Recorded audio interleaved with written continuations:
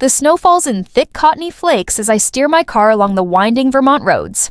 Each curve takes me farther from Boston, from quarterly reports and client emergencies, from the constant ping of notifications that have dominated my existence for the past 3 months. With every mile, my shoulders drop a fraction of an inch. 10 days, I whispered to myself, the words fogging in the chilly air of my car. 10 days of absolute quiet. The dashboard clock reads 2:17 p.m. I'm making good time. Better than expected, given the weather. My cabin waits just 20 minutes ahead my sanctuary. My reward for years of careful budgeting and overtime. Unlike most of my colleagues who blow their bonuses on weekend getaways to New York or designer handbags, I've always played the long game. 2 properties by 32. Not bad for a marketing manager from a middle-class background, with no inheritance to speak of. Well, no financial inheritance, the weight of responsibility that was handed down in spades. The evergreens lining the road wear heavy white coats, their branches dipping under the burden. I know that feeling. 5 years as Tessa's caretaker has taught me plenty about carrying weight. I love my sister, but Christmas has become a particular challenge. Her neediness intensifies with the holidays, her demands for attention multiplying like the twinkling lights strung across the city. This year I chose myself. 10 days of solitude. Tessa pouted when I told her my plans, but she's 26 now. She has Derek. She doesn't need me monitoring her gift list or hosting her friends for Christmas Eve cocktails. The cabin appears around the final bend, nestled against the mountainside like a postcard scene. My grip on the steering wheel tightens when I spot not 1 but 2 vehicles in the circular driveway, Tessa's cherry red Jeep and a mud-splattered pickup truck I don't recognize. What the hell? What? My first thought is a break-in. My second is that something happened to Tessa, some emergency that drove her here. My pulse quickens as I park behind the Jeep and grab my phone, ready to call 911 if needed. The cabin windows glow with warm light. Music drifts through the walls, not the soft jazz I left playing on my smart speaker during my last visit, but Christmas pop tunes cranked to party volume. I trudge through ankle-deep snow to the porch, key in hand, though I suspect I won't need it. When I turn the knob, the door swings open to reveal a scene so surreal, I momentarily wonder if I've driven to the wrong cabin. A Christmas tree, not my tasteful pine with white lights and silver ornaments, but a massive spruce dripping with gaudy multicolored baubles dominates the corner by the fireplace. Garlands snake across every surface. Scented candles burn on the coffee table, competing aromas of cinnamon and pine creating a cloying cloud. And people, so many people. Strangers sprawled across my furniture, drinking from the hand-blown crystal wine glasses I gave Tessa last Christmas. A middle-aged couple I've never met occupy my reading chair. 3 20-somethings crowd around the kitchen island, mixing drinks in my grandmother's punch bowl. In the center of it all stands Tessa, her blonde hair twisted into an elaborate updo, wearing a red sweater I recognize from my own closet. Beside her, Derek laughs with a man who shares his square jaw and receding hairline his father, I assume. The laughter dies instantly when the door clicks shut behind me. Heads swivel in my direction. Glasses pause midway to lips. The Christmas music continues its cheerful assault, now an absurd soundtrack to the Frozen tableau. My eyes lock on the mantelpiece where my parents' photo should be. Instead, a framed portrait of Derek's family beams back at me. Mom and Dad relegated to a side table, partially hidden behind a poinsettia. Oh, Tessa's voice breaks the silence. Her eyes widen with recognition, but not surprise. Not guilt. You're early. I figured you'd be somewhere fancier in New York. Maybe Aspen. The room remains silent. Derek shifts his weight, staring at the floor. Anyway, Tessa continues, her voice dripping with that familiar passive aggression she's perfected since childhood. It's nice you came back to our cabin. Our cabin? The words hit me like a physical blow. I survey the room more carefully. The suitcases stacked in the corner, mail scattered on the entry table, Derek's jacket hanging on the hook that's always held mine. This isn't a party. This is someone living in my home. A memory surfaces. My 10th birthday party, canceled because Tessa had fallen ill with a cold. Nothing serious. Just enough for my mother to decide my celebration could wait. It never happened. Protect Tessa, Mom's voice echoes in my head. She's weaker than you. She needs more care. I've spent a lifetime absorbing that message, putting Tessa's needs before my own. The pattern established early, reinforced daily, until sacrifice became my default setting.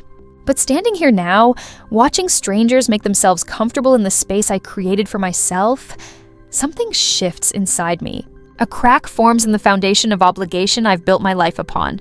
For the first time, I wonder if protection has become enabling, if care has morphed into something unhealthy for us both. The music plays on. Tessa watches me, challenge in her eyes. And I stand at the threshold of my own home, suddenly uncertain whether I should enter or retreat. I stand in the doorway of my own cabin, the Christmas music still blaring as everyone stares. The silence between us stretches like taffy, sweet expectations turning bitter. My fingernails dig into my palms, grounding me against the storm building inside. Tessa's eyes narrow slightly, challenging me to make a scene. She expects it. The lecture, the shouting, the drama.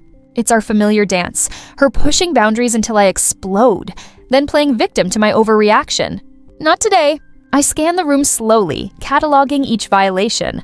Derek's parents occupy my reading chair, wine glasses balanced on the armrests where rings will surely form. Their faces transition from holiday cheer to confused concern as the seconds tick by. The woman June, I recall from Tessa's wedding introduction, clutches her cardigan closed like armor. We didn't know. June stammers, looking between Tessa and me. Tessa said you gave permission, that you wanted them to use the cabin for the holidays. A small bitter laugh threatens to escape my throat. Of course she did. Derek stares at the floor, shoulders hunched. His thumb worries the edge of his watch band, a nervous habit I've noticed at family gatherings. He knows. He always knows when Tessa lies, yet never stops her. I believe you, I say, my voice steady despite the tremor in my chest. I address June and her husband directly, ignoring my sister completely. But I'll be clear, you have 24 hours to leave this house and restore it to how it was. The room temperature seems to drop 10 degrees. A glass clinks against a table as someone sets their drink down too quickly. If it's not spotless when I return, I'll call the police. The words leave my mouth without heat or venom. Simple facts delivered calmly. Tessa freezes, wine glass halfway to her lips. This isn't how our script usually plays out. I'm supposed to yell, to plead, to negotiate, giving her the emotional fuel she craves. Instead, I stand perfectly still, saying nothing more. The silence speaks volumes where screaming would have failed. I had no idea she'd do this. Derek mumbles, finally looking up. His eyes hold genuine remorse, but it's too little, too late. How many times has he apologized for her behavior without actually preventing it? June rises quickly, nudging her husband's arm. We should pack our things, Richard. Her voice has the strained politeness of someone desperate to exit an uncomfortable situation. She begins gathering scattered belongings, shooting worried glances at Tessa. The others follow suit, abandoning half-empty glasses and Christmas cookies mid-bite. Nobody meets my gaze except Tessa, whose disbelief has hardened into something closer to fear. She's realized I'm not bluffing this time. I don't engage. No arguments, no justifications, no opportunity for her to spin this into another tale of my supposed controlling nature. I simply turn, close the door softly behind me, and walk back to my car. Snow falls in thick flakes, catching in my hair and melting against my heated skin. Each step through the growing whiteness feels deliberate, ceremonial almost. Behind me stands the cabin I purchased after 3 years of working 60-hour weeks. Ahead lies a future where, for once, I put myself first. I drive away without looking back, watching the glow of my cabin disappear in the rearview mirror. The windshield wipers beat a steady rhythm as I navigate the mountain roads, each turn taking me further from a lifetime of enabling. 2 hours later, I pull into a small roadside motel with a vacancy sign flickering against the darkening sky. The room is basic but clean, nothing like my carefully curated cabin, yet somehow a sanctuary. I make a cup of instant coffee from the courtesy tray and sit by the window, watching snowflakes swirl beneath the street lamp. My anger burns hot initially, thoughts racing through everything taken from me, not just my property, but years of giving without boundaries. As midnight approaches, the fire dims to embers, leaving exhaustion in its wake. By dawn, something else emerges from the ashes. Clarity. This isn't about them taking my house. I whisper to my reflection in the frosted window. It's about them believing I'd never stop them. Steam from my coffee cup fogs the glass as I begin a mental inventory of all the times I've accommodated Tessa beyond reason. The apartment in Burlington, where I covered half her rent for 3 years while she found herself. The car loans I co-signed, despite her spotty credit history and tendency to prioritize vacations over payments. The company reputation I leveraged to help Derek's parents secure their mortgage after their bankruptcy. The pattern emerges with painful clarity. My promise to protect Tessa made at our parents' funeral transformed into chains. binding us both, me to endless giving, her to endless taking. What began as responsibility morphed into something ugly and distorted. I remember the look in Tessa's eyes when she said, "Our cabin." Not gratitude, not even entitlement, but something darker, resentment. As if my help were simultaneously expected and resented, each gift a reminder of her dependence. For the first time, I see how my protection has become her prison and my sacrifice her sentence. We're trapped in roles neither of us chose but both perpetuate. The coffee grows cold in my hands as snow continues falling, covering everything in clean white. Tomorrow I'll return to the cabin, unsure whether they'll have complied or escalated. But regardless of what awaits, something fundamental has shifted. The chain is broken. Whether Tessa recognizes it yet or not, everything has changed. Next day, my phone buzzes on the nightstand, pulling me from deep sleep. I squint at the screen, the morning light filtering through cabin windows making it hard to read the text from Tessa. We left. The cabin's cleaned. I'm sorry. I sit up, fully awake now. The cabin feels different, quieter, emptier. I slip into my robe and venture into the living room, bracing for the aftermath of Hurricane Tessa. What I find instead stops me in my tracks. The cabin gleams with cleanliness, not a cushion out of place, not a speck of dust on the coffee table. Even the kitchen counters shine like they've been polished repeatedly. The Christmas decorations Tessa and Derek's family had strewn everywhere gone. The gaudy tree vanished. Above the fireplace, my parents' photo has been restored to its rightful place. I walk closer, noticing how perfectly centered it is, as if measured with a ruler. The glass has been cleaned so thoroughly it almost disappears. I wander from room to room, finding each one returned to pristine condition. The stillness feels almost supernatural, as if nothing happened here, as if the invasion never took place. The only evidence of their presence is this uncanny perfection, this overcorrection that speaks of guilt. Later that evening, I build a fire in the hearth and open a bottle of Cabernet I'd been saving for a special occasion. This feels like one. I settle into my favorite chair and raise my glass to the empty room. To boundaries, I whisper. The flames dance in the fireplace, casting warm light across the living room. My living room. For the first time in years, I'm experiencing a holiday without the weight of obligation pressing down on my shoulders, without the gnawing guilt that accompanies every moment I claim for myself. This peace feels like victory. I savor the wine, letting it linger on my tongue. Something deeper than temporary satisfaction takes root inside me. This isn't just about winning a single battle with Tessa. This is about reclaiming my life. The next few days unfold in quiet reflection. I analyze the pattern that's defined our relationship since our parents died. Each morning I sit by the window with coffee, watching snow fall on the pines while mentally cataloging every instance I enabled Tessa's dependency. The discounted rent on her apartment, my justification had been that she needed help getting started. The monthly payments on her Jeep Compass, I convinced myself it was safer than her old car. The credit card with my name as guarantor, just until she established good credit, I told myself. With distance and clarity, I see now how my compassion without boundaries created entitlement. Each act of generosity became not a gift, but an expectation. Each sacrifice on my part reinforced the idea that her needs trumped mine. A plan forms in my mind, methodical and necessary. Not revenge. I take no pleasure in what must happen next, but a systematic dismantling of the unhealthy structures I helped build. I open my laptop and begin the process. First, an email to Tessa's property manager terminating the arrangement where I subsidize her rent. Next, a call to the auto loan company canceling automatic payments on the Jeep. I draft formal letters ending my financial guarantees on her credit cards and utilities.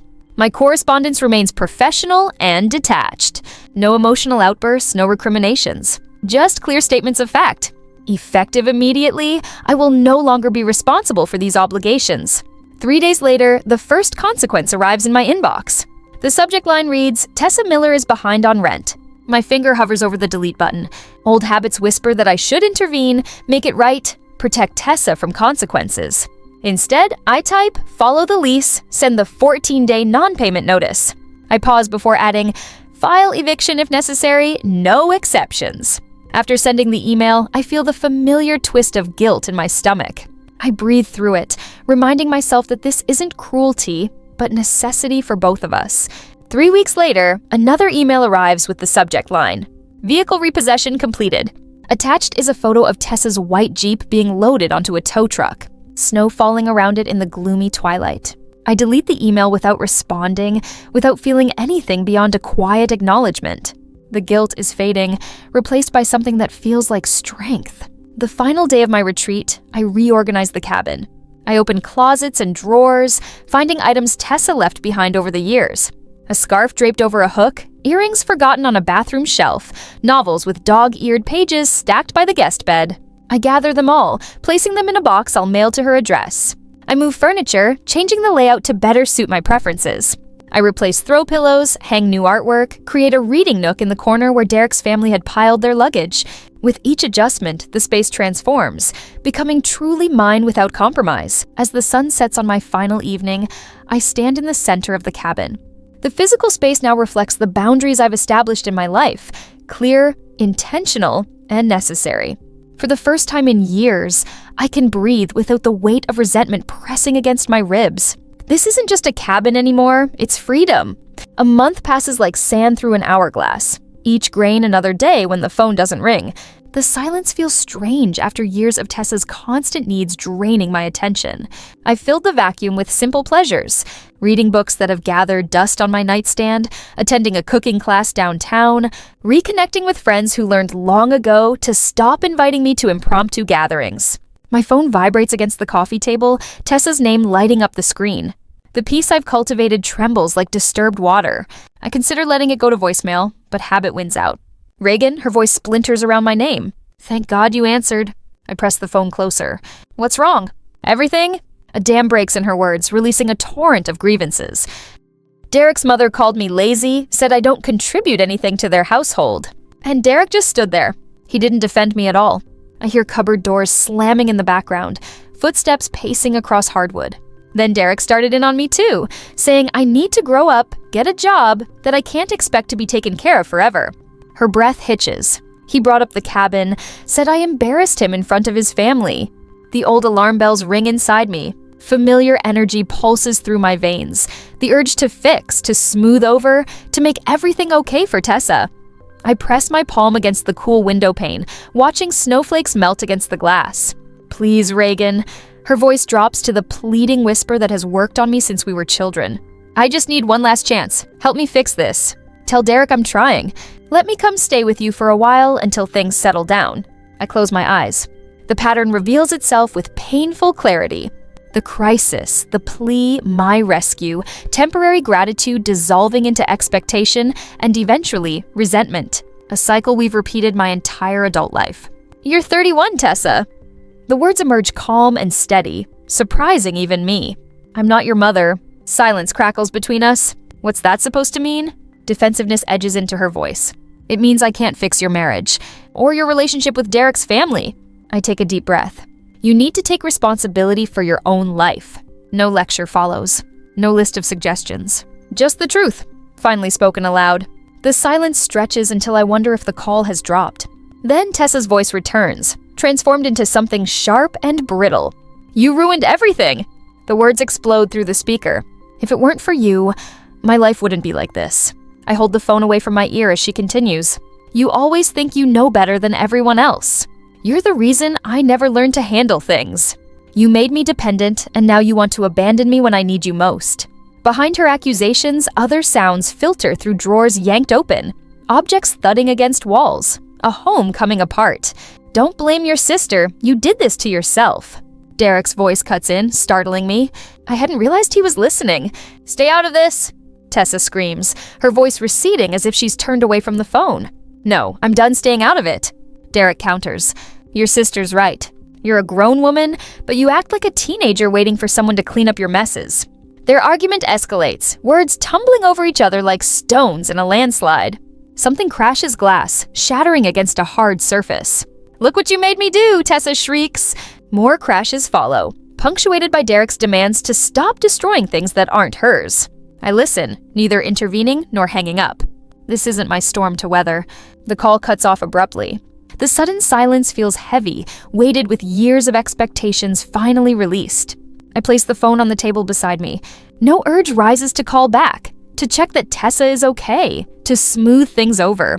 Instead, I exhale slowly, feeling the last threads of misplaced responsibility unravel from my shoulders. Everything has collapsed naturally, without my orchestration. The weight of consequences belongs to Tessa alone, as it should have all along. Relief washes through me, not because I want her to suffer, but because I no longer have to prevent the inevitable. The news reaches me 3 weeks later through Mark, a mutual friend from our hometown. Derek filed for divorce. Tessa lost her apartment when his parents, who owned the property, asked her to leave. The car she drove belonged to Derek's company. Her reputation in their social circle lies in tatters after a public meltdown at a restaurant where many of their friends witnessed her behavior firsthand.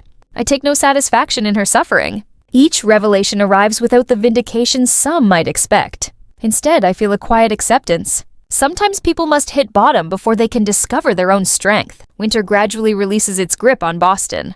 March brings warmer air and tentative buds on the trees lining my street. The seasons change, and so do we, whether we choose to or not. The last snow melts from the shadowed corners of my yard when my phone rings again. Tessa's name appears on the screen, a test of boundaries newly formed. This time I answer without apprehension. Regan. Her voice trembles, but differently than before. Humbler? Smaller? I'm sorry. Please just give me one more chance. I stand at my window, watching a robin gather twigs for its nest. Spring arrives, bringing with it the possibility of new beginnings, but only for those willing to build them with their own hands. I'm listening, I say, and I mean it. For the first time in our adult lives, I'm truly listening to my sister instead of rushing to rescue her. What happens next depends entirely on her. 3 days later, the morning light filters through the cabin windows, catching dust motes that dance like memories in the air. I sit in the window seat, watching as droplets of snow melt from the eaves, each one surrendering to the inevitable thaw.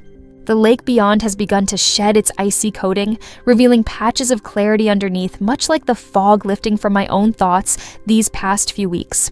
Tessa sits across from me, her fingers wrapped around a steaming mug of coffee. 3 months of silence between us, broken by a phone call that surprised us both. No screaming match at the cabin that day.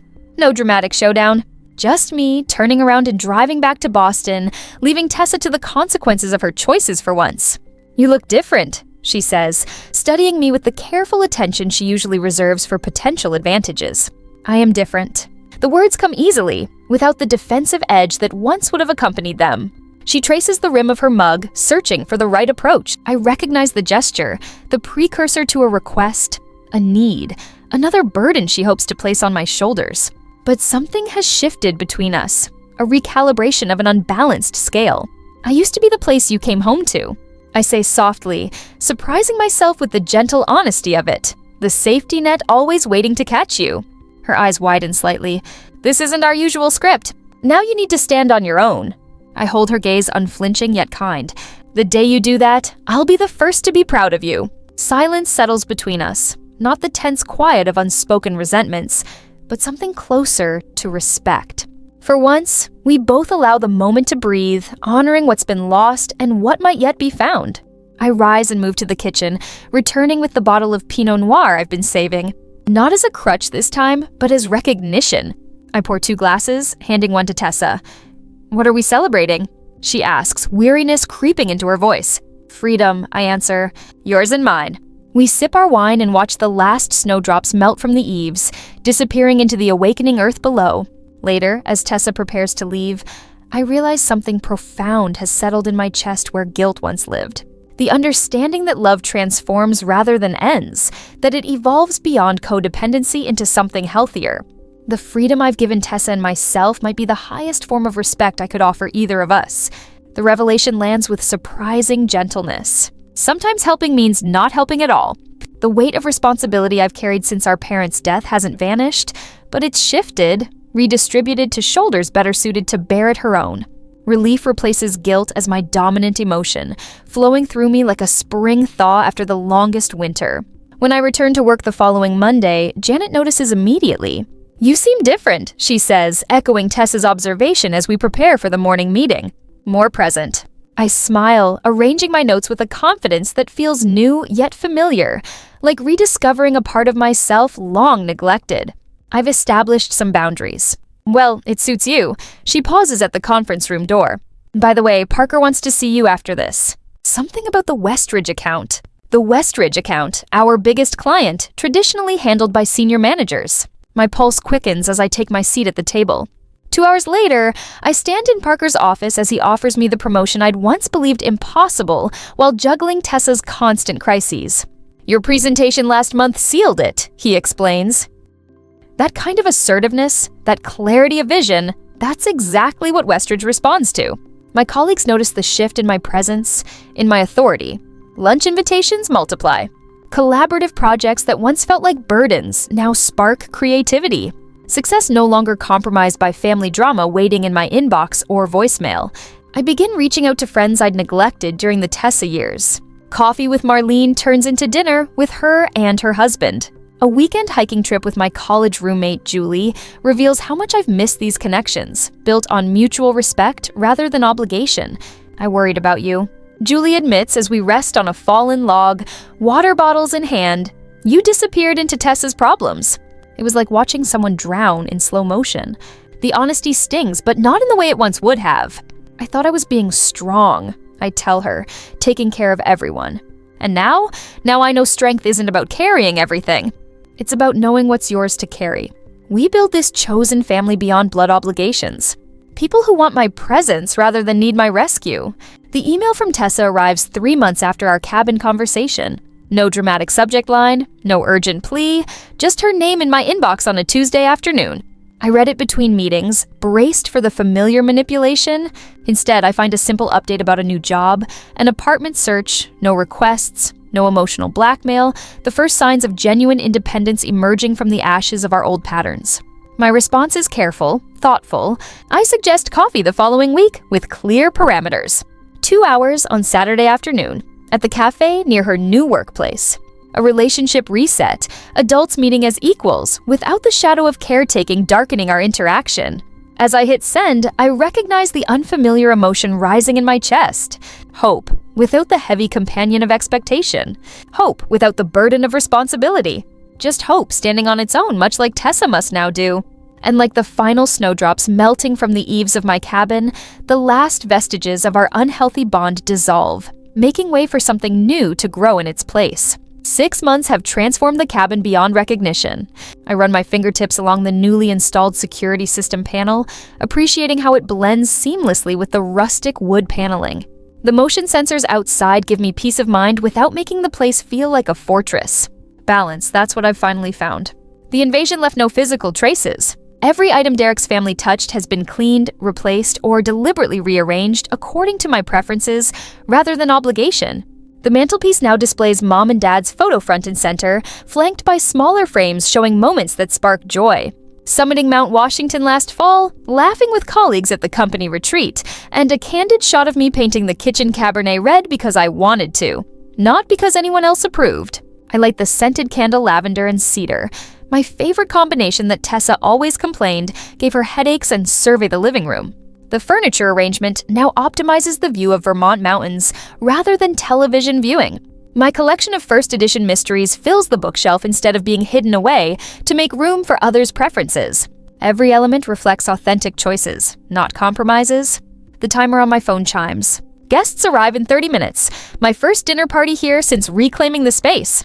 8 friends from work and my hiking group will fill these rooms with conversation. The table is set with mismatched vintage plates I've collected from small-town antique shops. Another choice that would have horrified Tessa's sense of proper entertaining. Later, my cabin hums with laughter.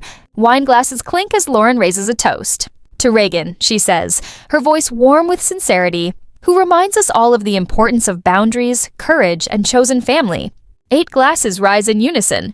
The approval in their eyes doesn't feel like pressure. It feels like recognition. These relationships demand nothing but authenticity. Marcus, our company's creative director, leans back in his chair. My roommate tried reorganizing my record collection by color instead of artists last week. Nearly filed for divorce. Everyone laughs, including me. 6 months ago, a comment about problematic roommates would have triggered a spiral of anxiety, memories of Tessa's invasion flooding back. Tonight, it's just a joke among friends. Same situation, completely different emotional response. After dessert, while everyone gravitates toward the fireplace with fresh drinks, I slip away to the kitchen, breathing space. Another boundary I've learned to create without apology.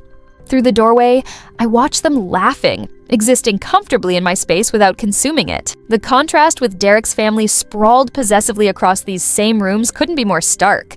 The next morning, with the cabin quiet again, I open my leather-bound journal on the sunlit deck. The spring air carries hints of pine and possibility. I write, "Love doesn't require sacrifice of self. The greatest gift I've given myself is permission to exist fully, without apology or compression. I am not defined by being Tessa's bigger sister, by carrying everyone's emotional weight, by making myself smaller so others feel bigger."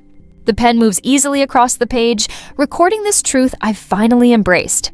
For decades, responsibility meant abandoning my needs for others.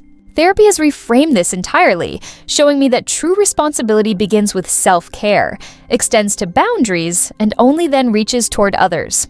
The cabin phone rings. I answer without checking caller ID, another sign of progress. "Regan, it's Dr. Norris confirming next Tuesday." "Looking forward to it," I reply, genuinely meaning it. Weekly therapy has become sacred time, rather than a shameful secret. We've unpacked family patterns going back generations, the martyr complex passed from my grandmother to my mother to me, the way Tessa learned helplessness as her role in our family drama.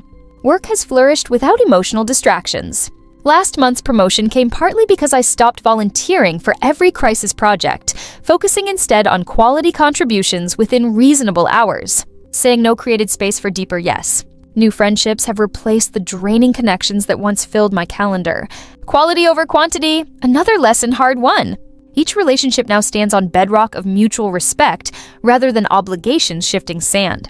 2 weeks later, in the break room at work, Kelly, a junior marketing associate, approaches me cautiously.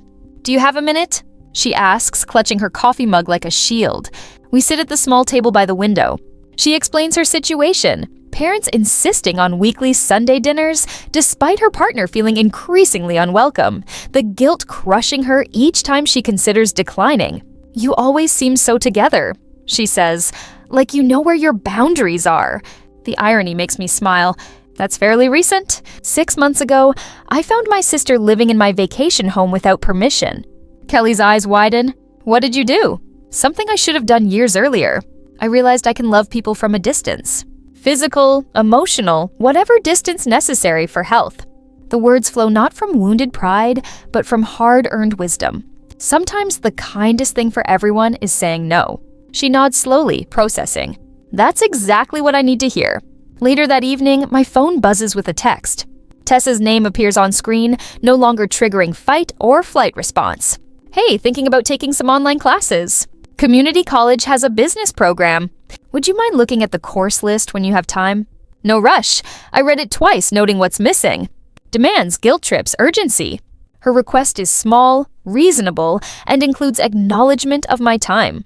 I set the phone down, promising myself I'll respond thoughtfully tomorrow rather than dropping everything immediately. The seeds of a healthier relationship might be sprouting. Not guaranteed, but possible. Either way, I'm prepared, able to engage or disengage as needed. The Vermont sunset paints mountains in amber and rose as I settle into the Adirondack chair on my deck. Journal open on my lap, glass of Cabernet in hand. I write the day's final reflection. Love remains. Boundaries just show where it begins and ends. A distant ringtone carries through the open door behind me. My pulse remains steady, breath even. Whatever crisis or connection awaits on that call, it can wait until I'm ready to answer. The anxiety that once drove me to immediate response has transformed into quiet assurance. The peace I feel isn't the absence of conflict, it's the presence of wholeness. Would you like to share a time when you had to choose between pleasing family and protecting yourself? What did you learn from it? I'd love to hear your experience in the comments below.